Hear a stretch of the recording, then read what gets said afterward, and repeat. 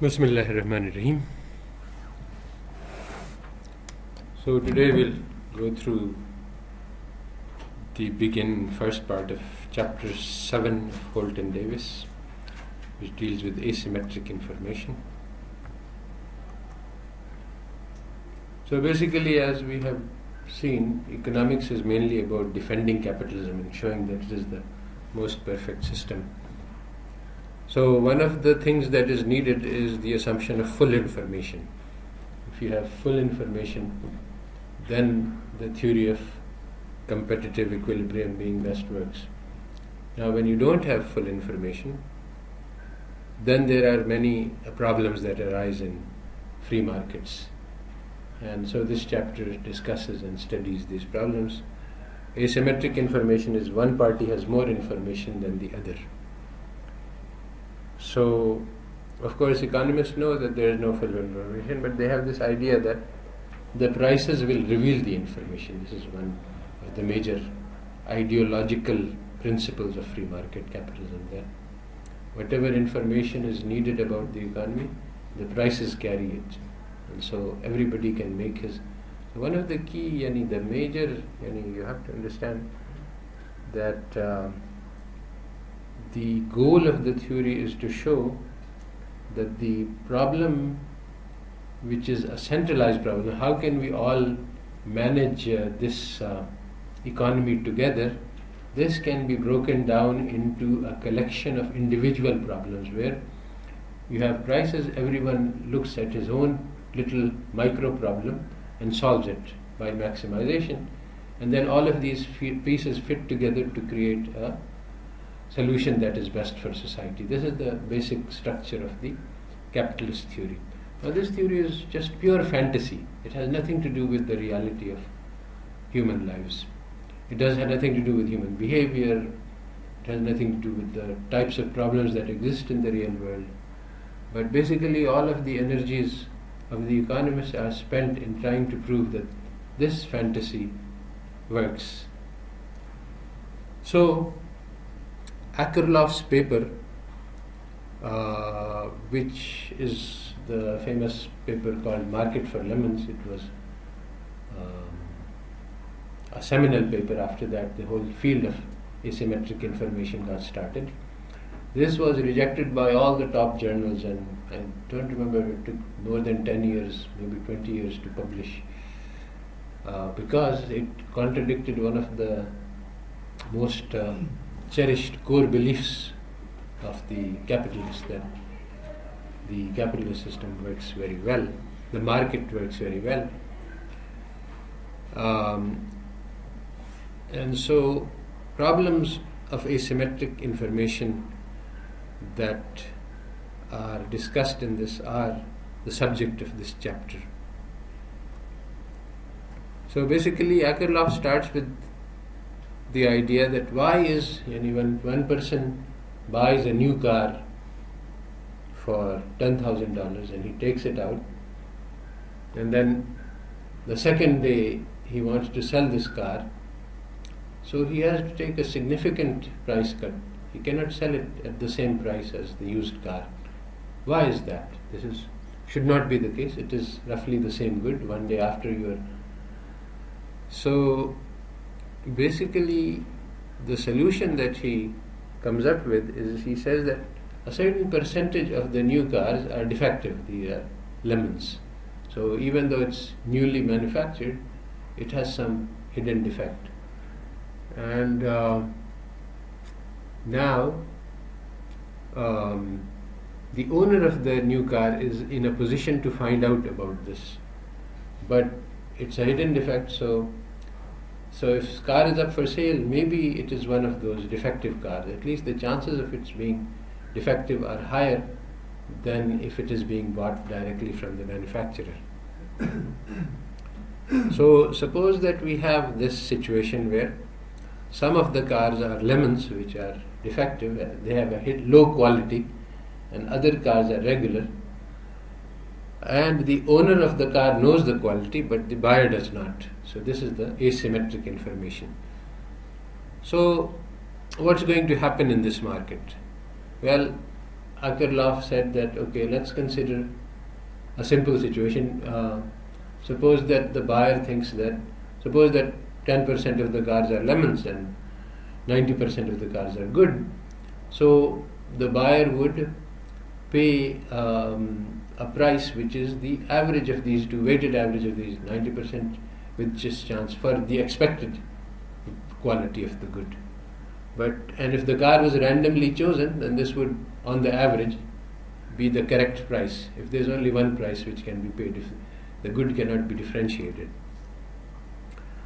But now the problem is that if this is the market price, which is 10% lower than the regular price, then the correct value of the good car is too high, and the price being offered is too low, and so it would not be sold. On the other hand, the lemons, they are getting tremendous bargain at this, so they will all want to sell. So then the pool would change. It's not 90% good and 10%. So ultimately the pool would go towards the the low price car. And what Akerlof showed was that sometimes this would mean that the price would be zero. Market would not exist because so this was very surprising, because basically what the economist says that the markets are the solution to everything. So here he was showing that the markets cannot solve this problem, and that's why it was continuously rejected. People kept filing objections to this because it conflicts with the ideology of the free market. So there is the problem here is what is called adverse selection. And these are problems which the other problem is moral hazard, and these two are very different and distinct, and one of the goals of this lecture is to understand and explain this difference. So adverse selection, this is in another context. Suppose that we offer health insurance for the elderly, and suppose that 10% will be sick and will have high expenses. So if we have flat insurance for everybody, this is no problem. We can offer health insurance quite cheaply to everybody, because the extra expenses by the others will be covered by the lower expenses for the healthy percentage. But if there is private insurance, then we run into a serious problem, because for those people who are healthy, they are actually on the average subsidizing the elderly. So for them it is better to self-insure, just to keep money in your own account and hope that you can get, because the amount of insurance they pay is not really paying for their own benefits. It's a group. So if they drop out of the market, then what will happen is that this is called adverse selection. Then only the elderly will want to buy. But if only the elderly want to buy, then basically this becomes, instead of insurance, this becomes a purchase of health, and it becomes very expensive. So again, this works exactly like the lemon market, that there is self-selection and the bad prospects. So in the insurance market, there is a very easy way to solve this problem, and that is to force compulsory insurance on everybody. If everybody pays, then everybody benefits. This is again a question of social versus individual incentives not being aligned. So the famous free market idea is wrong here. Now, for example, in Germany recently, the government enacted this, that all the private companies for insurance, they have to offer exactly the same package at exactly the same price to everybody, and everybody has to buy insurance. So this is mutual. I mean, once you have this, then you can make the system work. Now the private companies objected a lot because they were making a lot of profits. But this is exactly the same problem in the USA, where the health insurance health costs and insurance costs are out of the sky compared to all other rich countries of the world, the health scenario in the USA is the worst because they don't have any social insurance, and you have to, because of the basically capture of the market by the free marketeers. And many times, I mean, everybody understands that what they call in the US terminology single payer insurance, where everybody pays and everybody is insured. This is the ideal for the system, because then this adverse selection problem doesn't arise and it is good for everyone. But if you let that go, then you have these massive problems, and there is no solution except that the insurance costs get extremely high and so on. So same thing is true everywhere. So here is a market experiment. See, basically what we are doing in this course is we are doing something like the anti-textbook, which is very unlike the standard textbook. So in the conventional textbook, you would be studying the adverse selection problem, you would set up a theoretical framework, you would calculate the Nash equilibrium, and you do this, that, and the other. What we are showing, we are not teaching you the theories and how they work, because basically these theories work and the calculations are done under wrong assumptions about human behavior.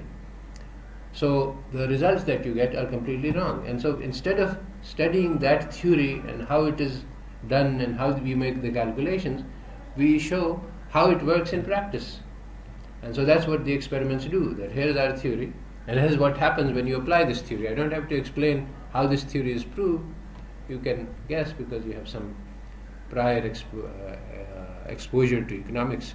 So we are actually studying a lot more and a lot more complex topics than would be taught in a standard micro course, because we're not teaching how you derive this theory. We're just saying this is the theory and let's see how it works in reality. So here is an interesting experiment. You have 6 sellers, and they can produce 2 types of goods. One good is called the regular good, and one good is called the super good. So now 6 sellers each can produce 2 units, so you have a 12 unit maximum supply. They have S of the regular good, SR, which is the lower line, which costs only, I think, 20 units to produce. And so at 20 units you can produce all the way up to 12 goods and then no more, so the supply curve is flat. If you want to produce the super good, the cost is 120, and so it's flat at 120 and then it goes up. Now the demand is also for super and regular is different. The demand for regular goods, okay, so now there are 8 buyers, each of them ask for 3 units of demand, but the first unit cost is more valuable, and the second unit is slightly less, and the third unit is slightly less. So that's what causes the sloping demand curve. The dashed lines are the demand for one buyer. So one buyer demands, I guess this is the combined demand aggregated over all the buyers. Each buyer buys 3 units, but there's a total of 24 units of demand among all 3. So the first 8 units are worth about 180 to all 8, so they will be sold for 180. Then the next 8 units are worth 160. So basically, if you have a market only for the regular goods, then your equilibrium price will be 160, the intersection of the middle, because at that point you have 10 units of demand, you have 12 units of demand, and you have 16 units of demand, and you have 12 units of supply, and so you have. Similarly, if you look at the supermarket alone, then the price will be 300. But now, consider a situation where the seller can manufacture either the super unit or the regular unit, but the quality will not be known to the buyer. So how would the market work? So this is the situation that we are trying to look at, and many different variations of conditions were tried in experiments to see how different types of markets work. So we look at some of these experiments. The quality cannot be observed by the buyer. The sellers have incentive to produce low quality, because if the buyer cannot tell that you have high quality, then he will not pay you for the price. Actually, everybody benefits. The consumer surplus is much higher if the sellers only produce super goods and the buyers only buy super goods. That's the best outcome for everyone. However, in a regular market where you cannot give guarantees of your certainty, then what will automatically happen is that only regular goods will be produced. And if everybody produces regulars and buys and sells regulars, then you only get 78% of the efficiency that you could achieve with if everybody was selling and producing regulars. So the question that we want to ask is, how can we get regular outcome? Exactly like, I asked you to do the experiment. How can we get to the cooperative outcome? Now, this is a question. Now, the problem that economists study is how can we get to the efficient outcome while everybody is still behaving selfishly. So this restriction is what ruins the whole theory. Even the experiments, they are done so as to ensure that everybody behaves selfishly. Now, as we have seen, human behavior is not one-dimensional self-profit maximization. Actually, humans do have two types of behavior. There's market mechanism, in which people are trying to maximize profits if you go to the grocery store. And then there's social mechanism, where you are going to your friend's house and he tries to give you the most expensive meal that he can, and that's entirely different. So the question that we need to ask, if we want to run this experiment correctly, is how we can appeal to the social behavior in order to create a cooperative outcome. But this question is never asked because the economists assume that human beings do not have any social behavior. They are only homo economicus. So that's why the whole theory is wrong. And so now the question that we are asking is a question that economists have explored, but they have not been able to find the answer to, because they never look in the area where the key is. They look in the area where the key is not. So anyway, we'll look at what they have done. So I think this was Holt and Davis, or Davis and somebody else. So they did a baseline treatment. I've already described the experiment. There are 6 sellers and 8 buyers. And in the baseline treatment, they said, okay, the sellers cannot disclose their identity, so that the baseline gives you a base to compare with. Then you do more experiments to find out the difference between the baseline and the treatment. So they did overall double auction to get quick convergence to markets. Seller was not permitted to state the quality. He just says, here is my good, I am selling it. So the price itself can carry a signal. If he says this is 300, then implicitly he is claiming that this is a high quality good. And he cannot disclose his identity. So he cannot say that, okay, this person, I trust him, he will never deceive me. So they were in separate rooms and it was anonymous. So you're always trying to, the experiments are always trying to create conditions which match the idea of economics, that everybody will act according to market norms. So exactly, when people get together and see each other and talk to each other, then you switch from market norms to social norms, and then the whole behavior changes. And then it cannot be controlled so easily, because the social norms are complex. They depend a lot on what happens in the interactions. So basically what happened in this case, we can guess that, okay, 96% of the goods were regular goods, because actually what happened was that people tried to produce expensive goods and sell them, but the buyers did not have enough trust in the sellers, and because of this they didn't offer the right price, and because they didn't offer the right price, then the sellers had incentive to switch to regular goods. And this is something that we experience. If somebody sets up a shop with very high quality good, and he says that I want to sell at a high price, this is a shopkeeper's problem, that people will not buy because they do not trust the good to be of high quality. Otherwise there would be an equilibrium. If you can somehow guarantee that my good is twice as good as what is ordinarily being sold, दो number का माल नहीं है, then you can get a lot higher price. And it happens actually, if you can trust the merchant and if you can be sure that you can return the good, then he can charge a lot higher price than the others are charging. So this is a problem that really occurs in real life practice.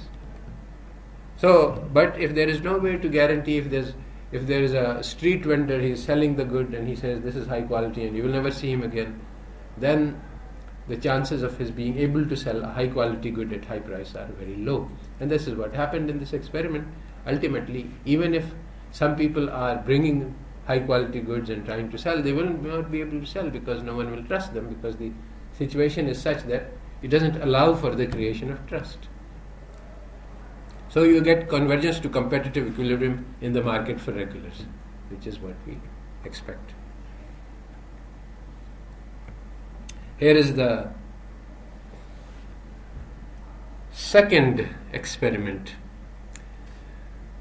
This was the first experiment we just described. This is the second experiment, in which what they did was that in the first 6 periods, they said that okay, we will allow the identities to be known. So now the people who are selling are known to the buyers, so they can try to build reputation, and they can.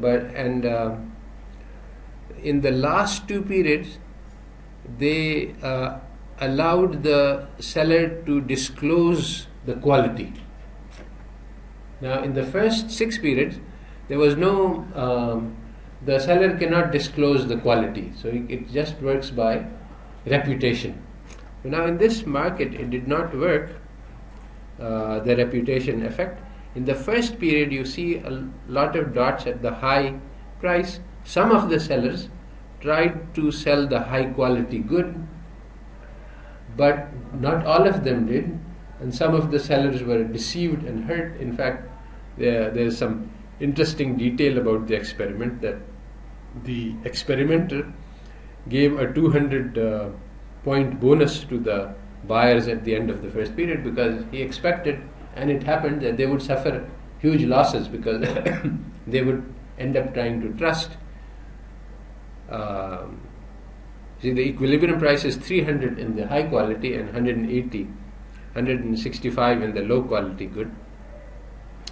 So many of the sellers were deceived, and the good that was actually sold was regular. Some of them worked, but basically there was enough deceptions that it did not work. Now in the second period, you see these 2 pluses. These are 2 people who are trying to sell. Remember that the mechanism is oral double auction. So the 2 pluses produced the super quality good, but they could not get anyone to buy it at the high price, and they were forced to sell it at the low price. In the third period, still there are 2 people who are trying to produce high quality goods, but they cannot find a buyer. In the fourth period, there is only 1 person who tried to produce, and in 5th and 6th they gave up. Okay, there is nobody who is going to buy regular goods. Then in the 7th, 8th period, they switched. They said, okay, you can make a claim, and even they made it more difficult, that if you make a claim, then it must be truthful. So you have the option, you can say, I'm selling something, I don't tell you what the quality is. Or you can say, this is a super quality good, and the experimenter guarantees that you cannot lie about this. So now immediately you get convergence to the optimal equilibrium. So this shows the social mechanism at work. The social mechanism here is trust. Can you trust the buyer? So in this connection, it's very important to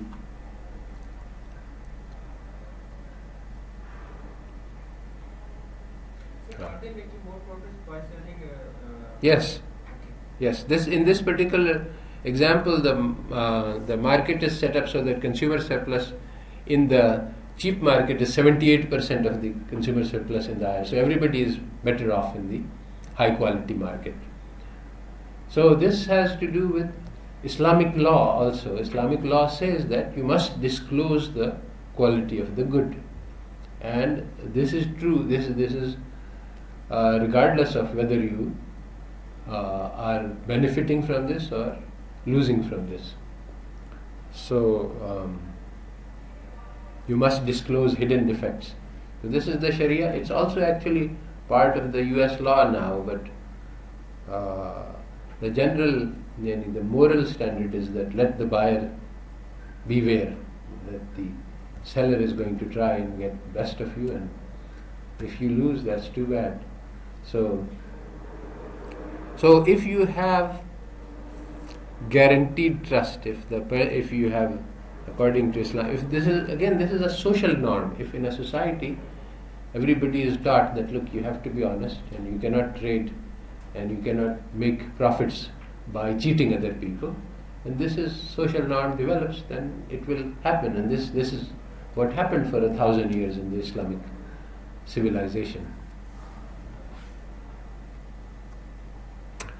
So a second experiment, different experiment, is that suppose that we have grades of quality, so not just good quality and bad quality. We have grade 1, grade 2, grade 3, etc. The seller is now going to post both the price and the quality, but his price is of course truthful, but the quality he does not need to be truthful about. So in some situations the qualities were revealed to the buyers, in others they were not revealed, just to see what happens. So in the sessions where the qualities were revealed to the buyer, the oral double auction converged to 85% of full efficiency. Remember that oral double auction is still not your supply and demand market, so you have some loss of efficiency, some trading at wrong prices, but generally speaking you have quick convergence. So basically when the quality is revealed, they set up the experiment so that the maximum surplus is not at the highest quality, it's an intermediate quality. And so that was part of the experiment. Will the market be able to find the right quality to produce? And it turns out that mostly you do get convergence to the right quality, not too high and not too low, the one that maximizes surplus for all. But if you had sessions where the quality was not revealed to the buyer, the seller knows the quality and can post the quality, but is not required to tell the truth about the quality. So in this you only got 48% efficiency, which means that there was a lot of lying. A lot of people lied about the quality. And again, this is something we experience. When we go to the market, we know that not everybody will be telling you the truth, and in fact we expect the shopkeeper to exaggerate the quality of the good that he is selling, and so we have some other mechanisms that we use to try to find out the quality. So this is again, these are the real problems of economics, which unfortunately according to economic theory don't exist, because you already have full information about the good that you're buying. So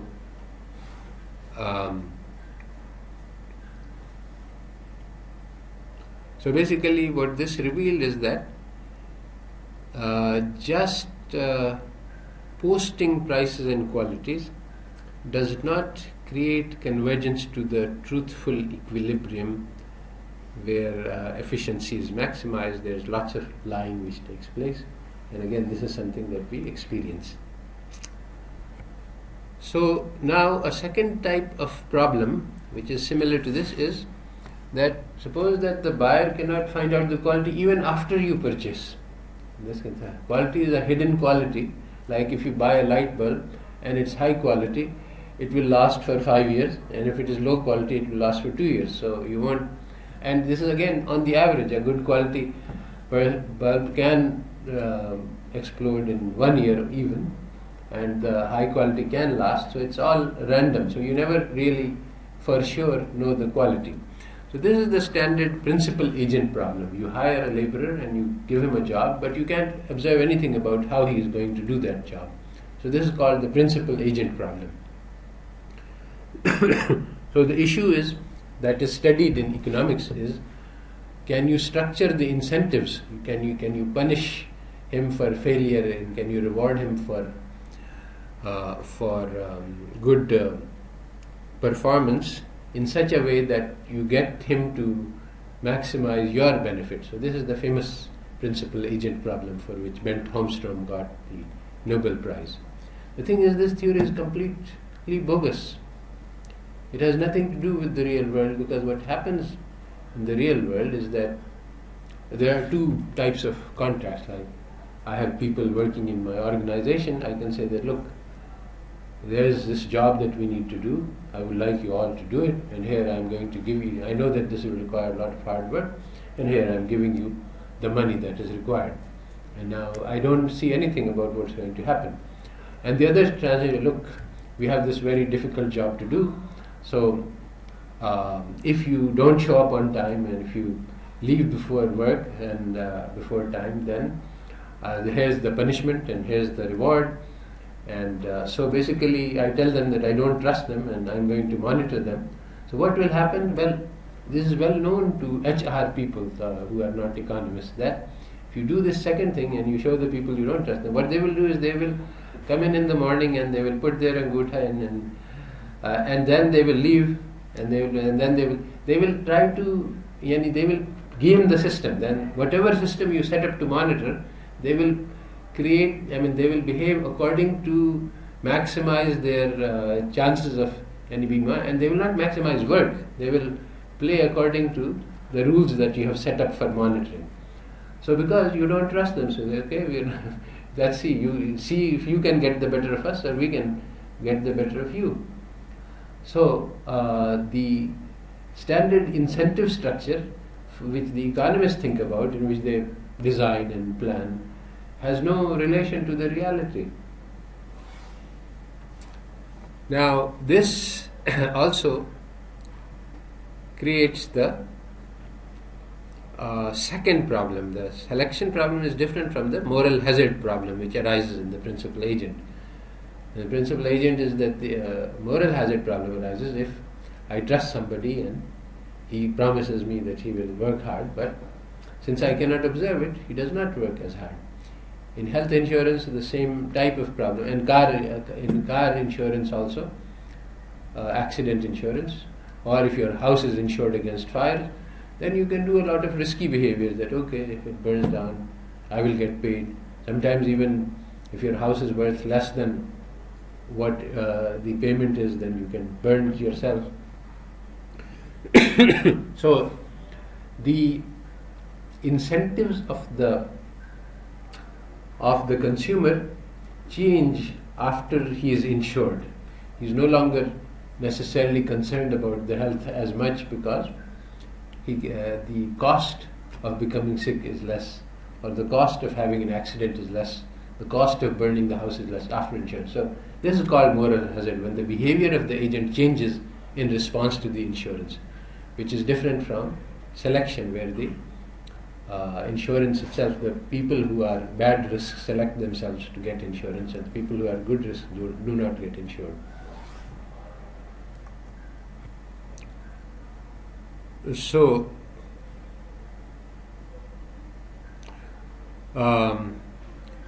so there was a second experiment of this, in which the seller makes buyer-specific offers. I offer a grade 3 product to buyer 2 for 30 francs, for example. So this is posted, but now I write down what I want to sell to which person. After buyers, the quality need not be truthful. That was the way to set up the problem of moral hazard. Buyers can either accept the offer or they can refuse. Now the thing is that after the buyer accepts, then the seller decides on the quality. And now the quality is not observable to the buyer, because what the quality, the way that they did it is that basically it's like a principal agent problem. The agent is going to work on a project on behalf of the buyer, so he offers that I will work with grade 3, meaning that I will put in 3 units of effort, and I will sell, and for this I will ask 30 francs. So the buyer can say, okay, I accept your offer. Now, when he accepts the offer, now he has to work, and basically the probability of success of the project is equal to the number of units you put in. You can say that, okay, if somebody puts in 10 units of effort, then it will be 100% successful. If somebody puts in 9, somebody puts in 3, then you have 30%. This is not exactly the description, but it is similar to the description of the experiment. So basically the number of units of effort that you put in, the grade of the good, the quality of the good, determines the probability of success. So now the difference between 3 and 4 cannot be detected by the buyer, because either he succeeds or he does not succeed. So the buyer does not observe how much effort is put in. He only sees whether the project succeeded or whether it did not, whether there was a profit or loss. So what happened in this experiment? Well, basically there was about 60% cases where the buyer, the seller did not deliver the quality that he had promised, and so the market was not efficient because the buyers were paying too much for what they got. But nobody actually exactly knew that this was happening. So now, what can be done to fix this problem? It has been suggested that we can go in for audits. So we put in the experiment an auditing mechanism where I can do a check. The check is costly. That how much effort did you put in? So I hire some third party, and they go and they have their secret cameras and they look. So if he finds out that you did not deliver what you promised, then I can impose a punishment. So there was fraud. In this situation, fraud was eliminated and people made truthful representations of the quality, but efficiency did not improve because the amount of efficiency gain that you could get from truthful behavior were eaten up by the cost of the auditing mechanism. However, initially buyers were doing a lot of auditing to make sure that the people are behaving according to their promise. They are putting in the effort that they have promised to put in. And as the sessions improved, truthful behavior became more common because people realized that they would get punished. And so the auditing also decreased. So towards the end, you were getting efficiency gains. So this really points to the real solution to the problem. And the real solution is to change the social norms, make sure that lying is considered as a bad behavior by everybody. And if this happens, then problem will be solved. But this kind of thing is not on the radar of the economists.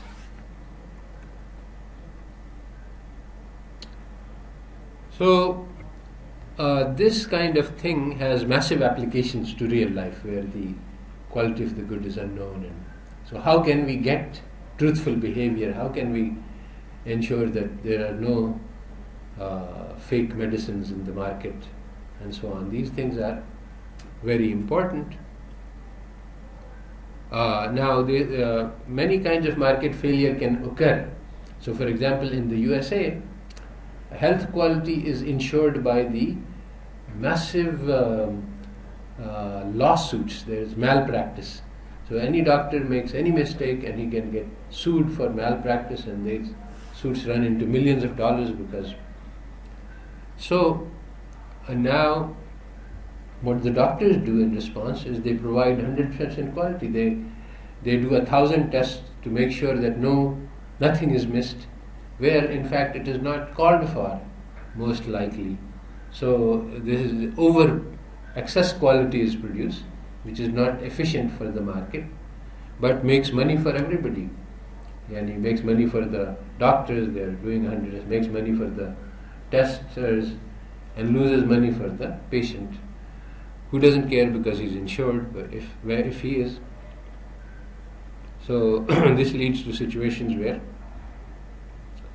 simple medicine which costs $5 costs $500 in the USA.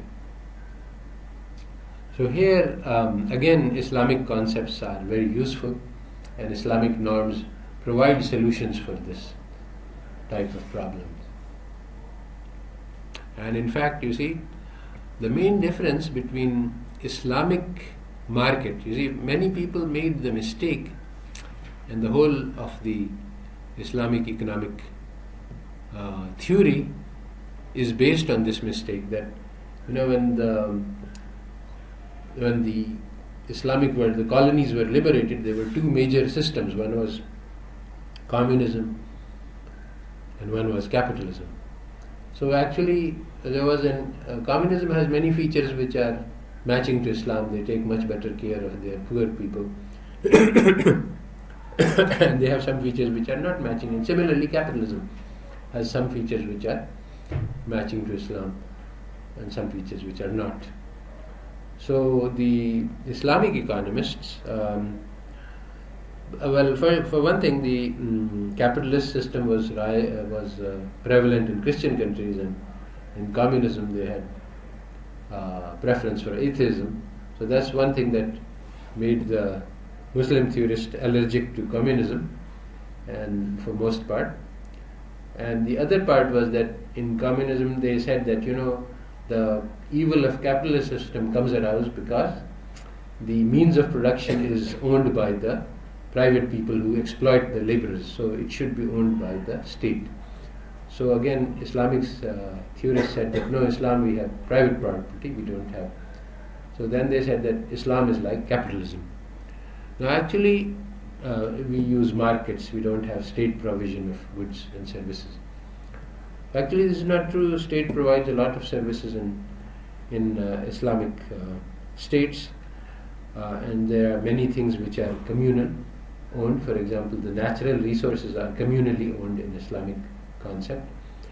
But the most important difference between capitalism and Islamic markets is that Islamic markets are regulated markets. There is a lot of different laws which operate, whereas capitalist markets are free markets. They are unregulated. Anybody can do whatever they like to maximize their profits. And so this is a big difference. And so the whole theory of what is called hisbah, which is a term which goes back to the Prophet ﷺ, what are the Islamic law of markets? This was, every trader has to learn these laws before he can trade. Unfortunately, nobody knows what these laws are anymore, even in Islamic areas.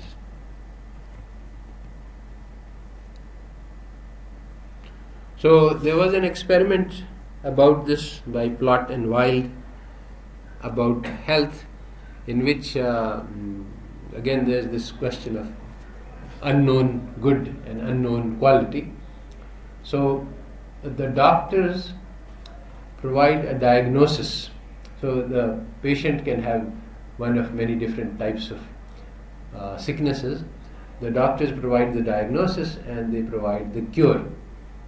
So now the experiment was set up so that the patient has some unknown disease which he does not know, and then he can go to one of many doctors and to get a diagnosis. Now the doctor's incentive was such that he makes a profit on what cure he administers. So his incentive is to tell them, oh, you have cancer and I have to give you a treatment for such very expensive, so that's his maximizing profit. He doesn't have, his incentive is not to tell him the right diagnosis.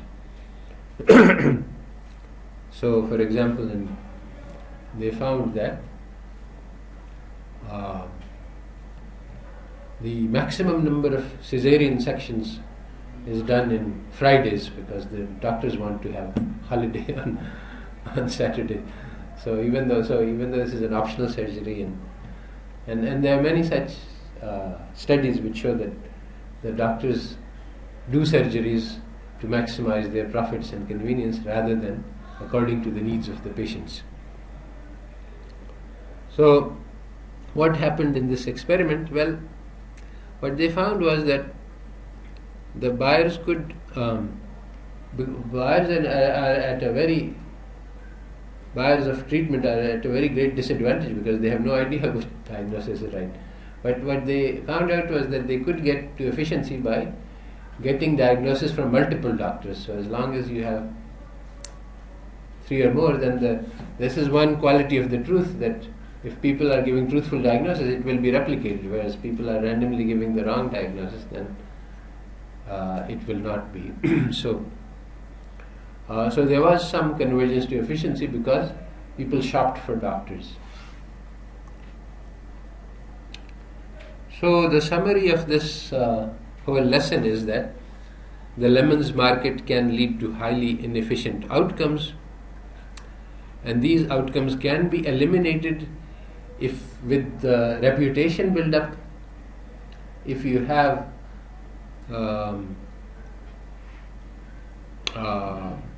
traders who are allowed to establish reputation, then we know that such and such store only sells number one goods, so we will buy the same good at more expensive price from them because we can be sure that this is high quality. With honesty, if honesty is a social norm, if people can trust each other, then these problems can be eliminated. Without that, there are serious principal agent problems. These can be eliminated by audits, but the audits themselves cost can be higher, because if you are continuously monitoring your employees to see if they are working or not, this will be very expensive. The problem of multiple diagnosis can be solved. So there is information about doctors, so if you shop for doctors and you get multiple diagnoses, then you can get a solution to the problem that you don't know who is giving the right diagnosis. And this is a major lesson, that if some doctor prescribes some very expensive treatment, then you should consult another doctor before deciding.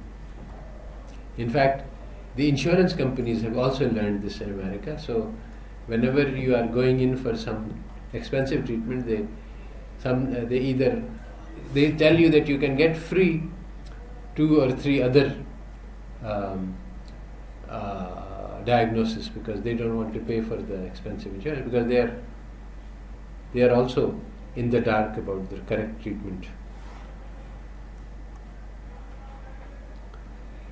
So here is another experiment which shows that reputation can solve the problems.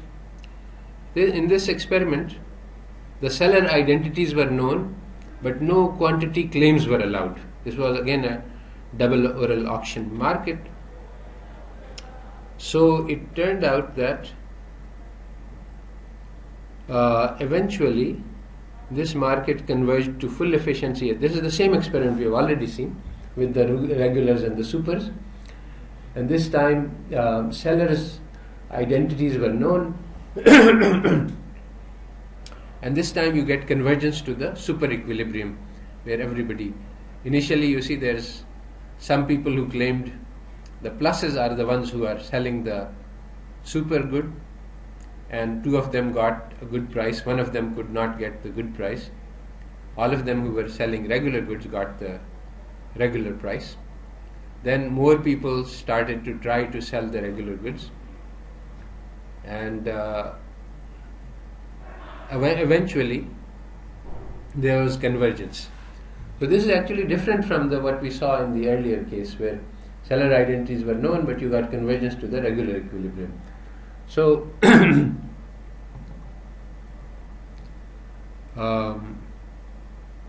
so there is a problem, that there is a conflict between the 2 experiments. The first experiment says that just knowing the identity and not saying anything about quality, you cannot get convergence, but in the second experiment you did get convergence. So why did this difference occur? So actually what the book says is that there are reputation effects are very subtle and complex. He says that there was subject pool difference.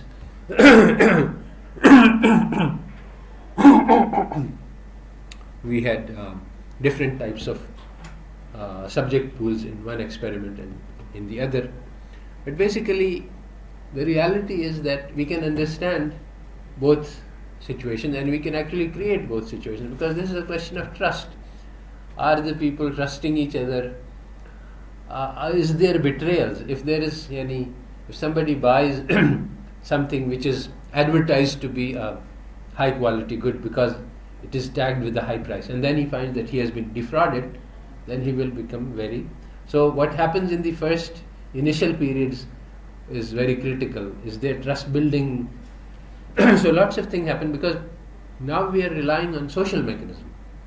Social mechanism depends on everything. So basically, he also said this intrinsic characteristic. Does this person look trustworthy? Is there honesty? Is there cooperation? What are the social norms in the group? Are the group inclined to trust people, or are they inclined? So that again depends. I mean, if we run the experiment in this class, I don't know, people have been doing a lot of betrayals, but in general, one would expect to see trust and cooperation develop within a class where people know each other and they know that after the class they will be mad at me if I do something nasty to them. Why did you sell me this good at high price when you were manufacturing it at low price? So, but if there's a group of strangers, they don't trust each other, something else might happen. So, what he says is that each experiment in this situation is one of a kind. It cannot be replicated, because if you look at internal characteristics of human beings, then and also these internal characteristics are affected by the environment. And in fact, it's well known that if I am sitting in an environment where everybody is cheating, then I will also not be inclined to cooperate. And if I am sitting in an environment where I am a cheater but everybody else is behaving honestly, then I will also be inclined to say, okay, let's play along with this group. So the behavior itself is changed by the environment. So in that situation, you cannot predict the outcome according to any formula, because people are not homo economicus. So again, they are working on this idea of whether what are the solutions to this problem of dishonesty. So here is another solution that was proposed. This is according. So if there are two sellers and there is one buyer, so this is a buyer can take two actions. He can either choose seller 1 or he can choose seller 2. Now, if he chooses seller 1, then only the seller 1's action matters.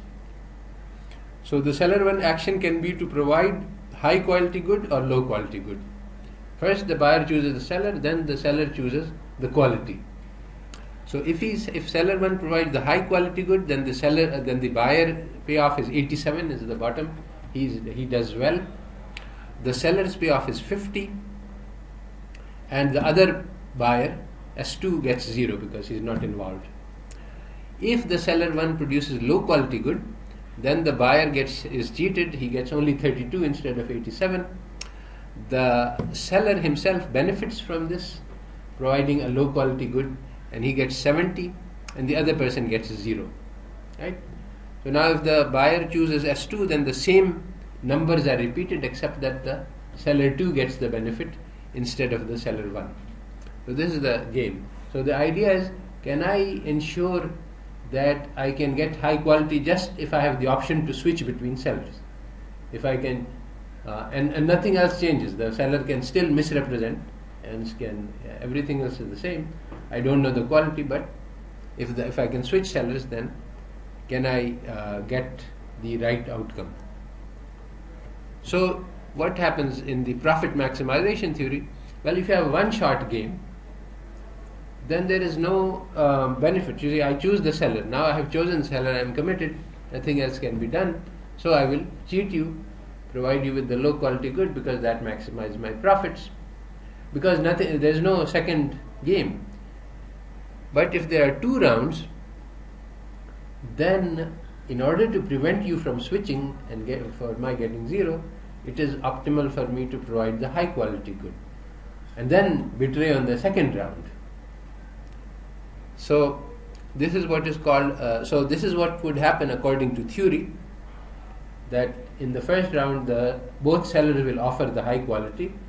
The person will choose either one, and whoever he chooses, he will offer high quality good, hoping to keep the buyer, and in the second game he will betray. This is called sub-game perfect equilibrium. Sub-game perfection is really meaning short-term maximization. That is, you make a promise in the early stages, but in the later stages, if it pays you for you to betray, then you betray because you maximize profits from that stage onwards. So you don't look at what has happened in the past. So sub-game perfection is a fancy name for being dishonest. So all this analysis, this theory proceeds on the assumption that everybody is homo economicus and not real human beings. And that's why these things don't really work in experiments.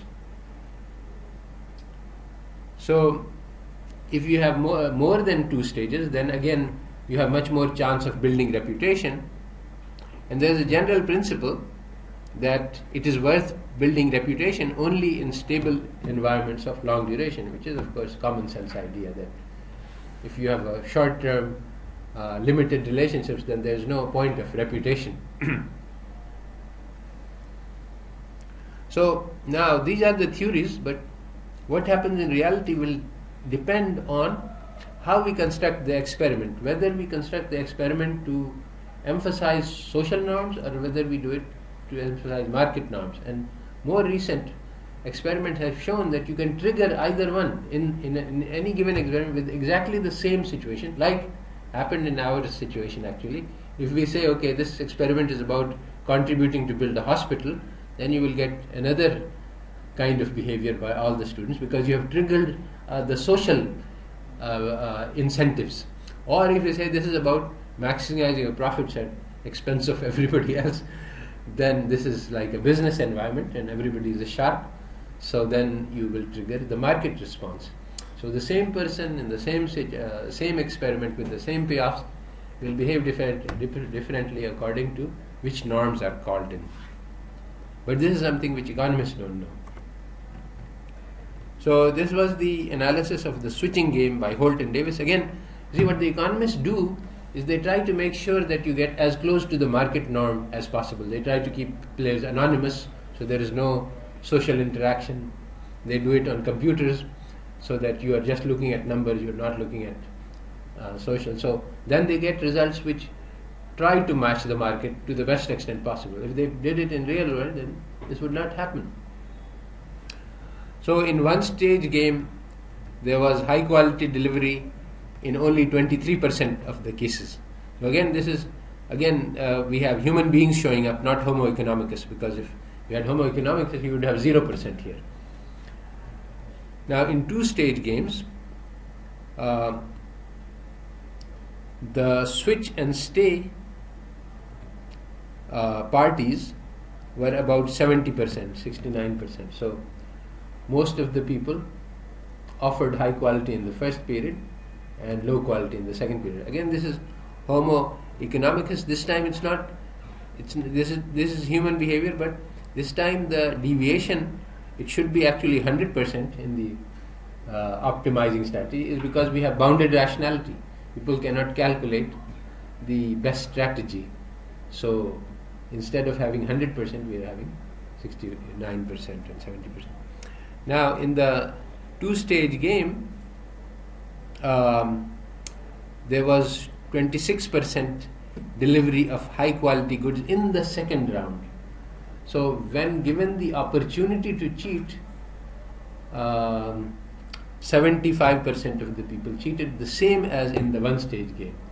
So in this particular experiment, the two-stage game did not increase honesty. It is just that in the first round, you should not cheat by rationality. So in 10-stage games, there was a difference. In the 10-stage game, the high quality was given at 70% and maintained at 70% throughout the game.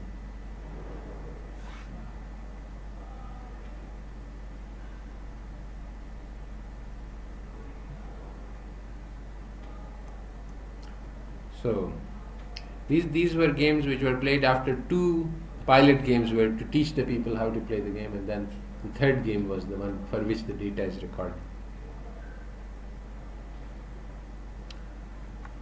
So basically the conclusion that they come to is that this switching the allowing people to switch does create the incentive to maintain quality and to build reputation, which is expected.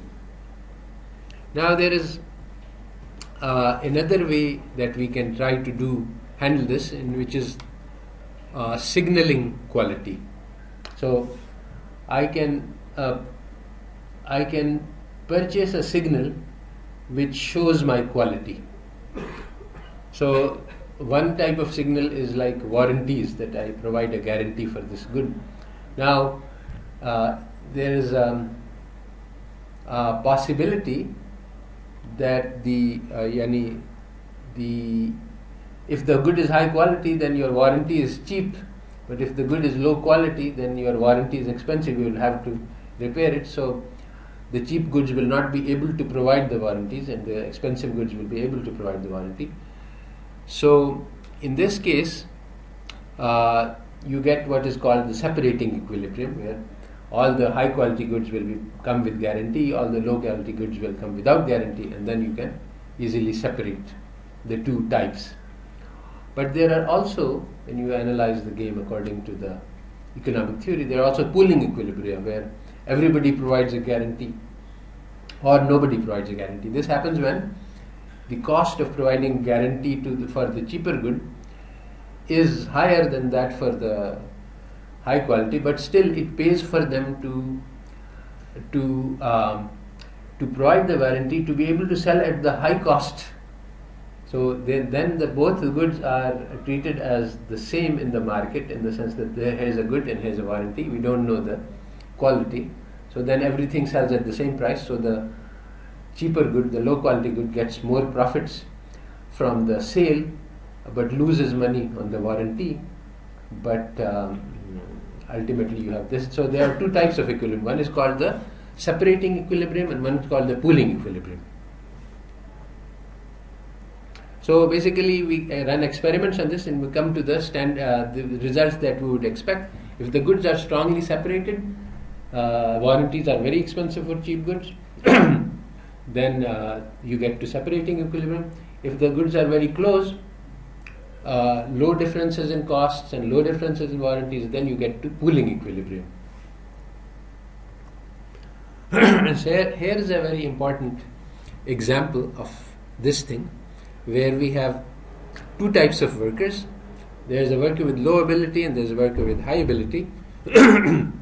Now, you can get an education or you can not get an education. So the E is the getting an education and not getting. Here, education is purely a signal. So education doesn't add to your value. So, but the thing is that the high ability workers like education, they enjoy the process, and the low ability workers do not like education. It's difficult, hard, they have to struggle. So in the separating equilibrium, this is what happens, this is what the structure of payoff. All high ability workers get education. There are two types of jobs. So this is the first move. The game starts at the center. You have two types of workers, low ability and high ability. But you see, this parallel means that you cannot, the other player cannot tell the difference. This is what the connection means. So you start in the middle, and the high ability workers get education, and then they get administrative jobs. So if the high ability worker gets an administrative jobs, he gets 125 as payoff, which is the higher payoff. And if he and the employer gets 200 because he has employed the high ability worker in the admin job, and that's the optimal allocation. If he puts the high ability worker in the low paying mechanical job, then the employer gets 120, which is less because he has mishired the employer, and the the high ability worker also gets less 75 because he's not in his job that is suited to him. Similarly, in the upper diagram, the low ability worker does not choose an education and he gets a mechanical job because basically that's the rule that is being followed by the employer. He gives whoever comes with an education, he gives them an admin job. Whoever comes without education, he gives them a mechanical job. So then in this equilibrium with the mechanical job, the employer gets 120, which is the gain to him from giving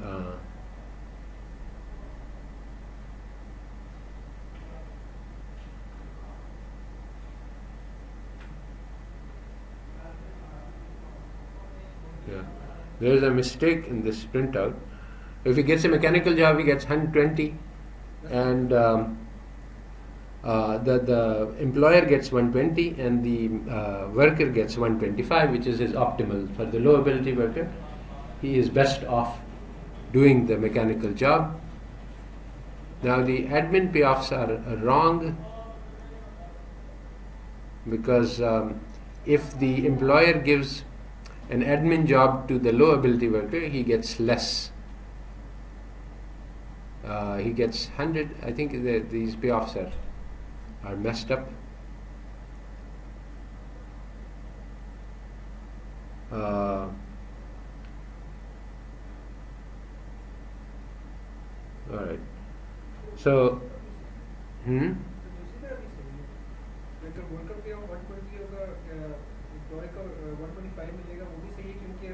education नहीं है उसको mechanical काम कर रहा है अगर administration कर रहा है तो पैसे उसको ज़्यादा मिलेंगे 200 hey, but this is the payoff to the employer.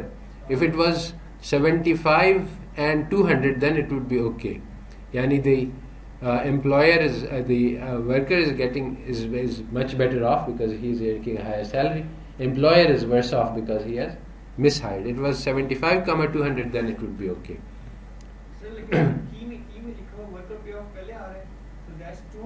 Oh, acha, this is the worker payoff. Oh, acha, Yes, acha. sir. Oh, I see. Then it's fine. Yes, then it's okay. I was misinterpreting that. Yes. Okay, so then the worker payoff is 120. Ah, yes, okay. So now we've got this. This is okay now. So basically, yani this is according to our intuition. If you go in the wrong direction, if the high ability worker does not choose to signal, he does not choose to get education, then he is assigned a mechanical job and he gets only 20 as opposed to 200, and the employer also gets 75 because he has wrongly assigned the person to the wrong job. If he assigns him in any way to the admin job, then the high ability worker gets more payoff and the employer is fine. 125 is the same because he has done the right thing. So all of these payoffs can matter, and ultimately in this particular configuration of payoffs, both players will choose to do the right thing. If you look at the choice for high ability, if he goes for no education, then he will end up with 20. If he goes for education, he will end up with 200, so he will choose to get education. For the low ability, if he chooses education, he gets an admin job, he will get 100. But if he chooses no education, then he will get a mechanical job, he will get 120. So this requires some justification. I mean, he gets a higher paying job, so he is better off in some sense, but there are two things we can say. Either he is not as happy doing this job, he is not comfortable, this is not suited to his skills, or also education is costly to him. Education is beneficial to the high quality, but it's not beneficial to the low ability. So in either way you can justify these payoffs. If these payoffs are like that, then you will get to a separating equilibrium where everyone will automatically choose to signal the right quality. So this is called a separating equilibrium. Now you can also get to a pooling equilibrium in which both low ability workers and high ability workers choose to get an education. This requires changing the payoff slightly. So in this case, then both of them choose to get an education, and both of them are hired for admin jobs, and the payoffs to the worker are 140 for the high ability and 100 for the low ability. So in this particular case, and the employer gets 125 for the high ability as admin and only 75 for the low ability. Now you see, if you look at the payoffs, the employer would be better off if he could put this educated low ability worker into the mechanical job. He would get 125 instead of 75, because he does not know the true ability. This is the problem. So he's only going by the signal. So when the signal comes that his person is educated, so he says, okay, this must be a high ability person. So he puts him in the admin job. If he could put him, but he cannot discriminate because the quality is unknown. So then what he does is he does averaging. He says, okay, he understands that some low ability people are going to get educated and get the admin job, but with 1/3 and 2/3, he's still better off putting all of the low ability into admin jobs than putting everybody into the mechanical job. Because in this case, he's getting 2/3, 125 times 1/3, 175. In the other case, he would be getting 2/3 times 75 plus 1/3 times 125. So if he has to put all of the people into the same category, then he does that. So this is the intuitive equilibrium. There's also another equilibrium which comes up by calculations of Nash equilibria, in which both people choose to get not education, and then both people are placed into admin jobs. So this also can be justified. There is a lot of discussion in the textbook about how this second equilibrium is not an intuitive equilibrium, because basically, you see, what happened is that suppose somebody gets educated in this situation. See, what's happening here is that when the high ability worker is not educated, then he is given an admin job, and when the low ability is not educated, he is given an admin job. And now suppose in this situation, one of the high ability workers chooses to get an education. See, we're thinking about Nash equilibrium. So then, if he chooses to get an education and he is given an admin job, he will be getting 140 instead of 100. So he has the incentive. Every individual has an incentive to deviate from this equilibrium. But what happens in this particular situation is that the getting of an education is taken as a signal of low ability. That's why it's called unintuitive. So if it is taken as a signal of low ability, you see, the only people who do fraud are the ones who are going to do education, because the natural incentive is for nobody to get educated.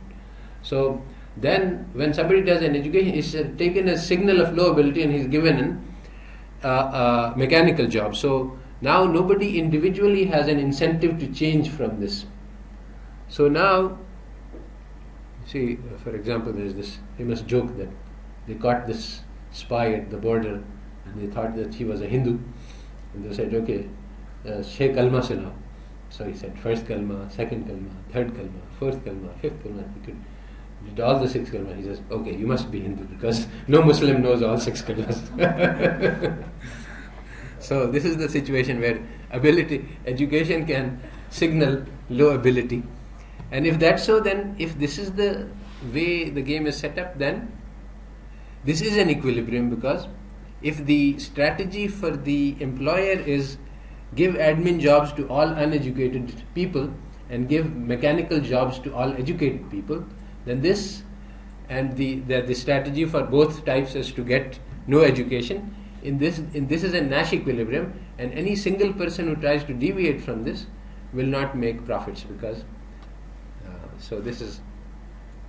so a lot of effort is spent by economists to rule out the counterintuitive equilibrium, and you can do that by using tree structure, step-by-step moves in the game. And what happens depends on how these steps are taken, and also a lot depends on what happens in off-equilibrium paths when people are doing things which are disequilibrium. So the question is, suppose that you are at this equilibrium, somebody gets an education. This is disequilibrium behavior. Now what does this signal? Now basically the theory of economics deals only with equilibrium. So what happens outside equilibrium nobody knows. So if this, if you are at this counterintuitive equilibrium and then one person gets an education, what does this signal? Well, economic theory cannot tell you because he was never supposed to do this because it's not maximizing behavior. So now this is now outside the ballpark of economic theory because economic theory doesn't deal with disequilibrium. So if you study more carefully what happens in disequilibrium, then these ridiculous Nash equilibrium can be destroyed, and people have done some work on this.